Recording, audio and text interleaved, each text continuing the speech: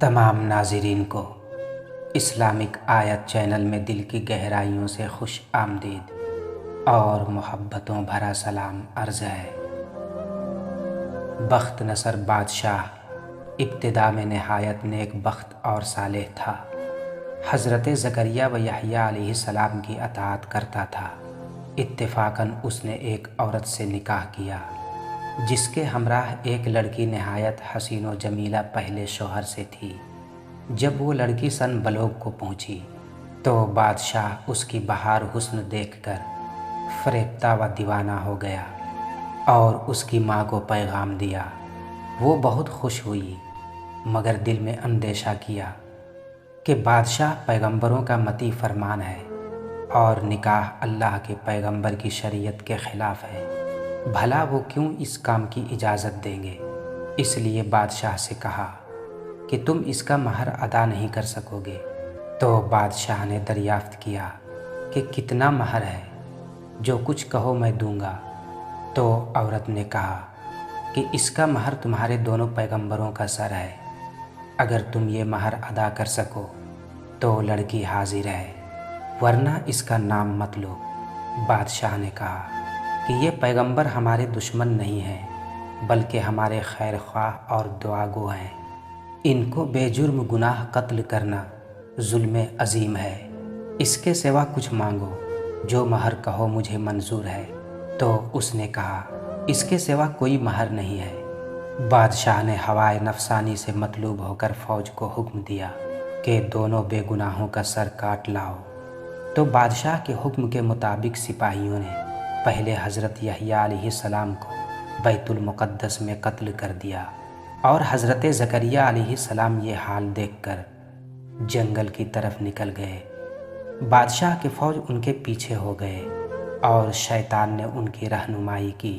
جب سپاہیوں نے آدبایا اور گھیر لیا تو حضرت زکریا علیہ السلام نے ایک درخت سے التجا کی کہ مجھ کو اس وقت پناہ دو، تو وہ درخت پھٹ گیا اور حضرت زکریا علیہ السلام اس کے اندر سما گئے اور پھر وہ درخت بند ہو گیا، لیکن قدرے کپڑا باہر رہ گیا۔ فوج متحیر ہوئی کہ کہاں غائب ہو گئے، تو شیطان نے نشان دیا کہ اس درخت کے اندر ہے اور یہ کپڑا ان کے موجود ہونے کی علامت ہے۔ پھر شیطان نے آرا کی ترکیب بتلائی تو درخت کو چیرا گیا، لہٰذا جب نوبت آرا کی سر تک پہنچی تو حضرت یحییٰ علیہ السلام نے سسکی بھری تو فوراً حکم الہی نازل ہوا کہ اگر اف کرو گے تو پیغمبری سے خارج کر دیے جاؤ گے۔ تم نے غیر سے کیوں پناہ مانگی؟ اگر ہم سے التجا کرتے تو کیا ہم پناہ نہیں دے سکتے تھے؟ اب چپ چاپ سر پر آرا چلنے دو۔ چنانچہ سر سے پاؤں تک جسم چیرا گیا اور حضرت زکریا علیہ السلام نے اف تک نہیں کیے۔ جب دونوں پیغمبر اس بے دردی سے قتل ہوئے تو غضب الہی نازل ہوا، دن تاریک ہو گیا اور بادشاہ کا ایک فوج خونخوار لے کر چڑھا اور اس شہر کے باشندوں کو گرفتار کر لیا۔ حضرت یحییٰ علیہ السلام کا خون بند نہیں ہوتا تھا، جب قبر میں رکھتے تھے تو قبر خون سے لبریز ہو جاتی تھی۔ تو بادشاہ کے لشکر نے قسم کھائی کہ جب تک خون بند نہیں ہوگا میں قتل سے باز نہیں آؤں گا۔ ہزاروں آدمی کو قتل کر دیا گیا لیکن خون بند نہیں ہوا۔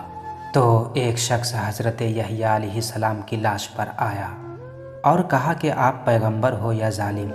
ایک خون کے بدلے 1000 آدمی قتل ہو چکے ہیں، اب کیا سارے جہاں کو قتل کراؤ گے؟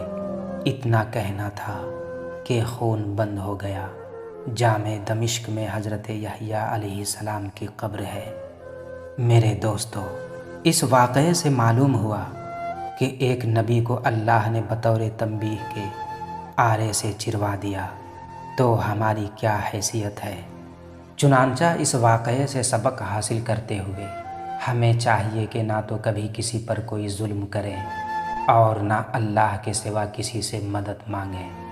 اللہ ہم سب کو عمل کرنے کی توفیق عطا فرمائے، آمین یا رب العالمین۔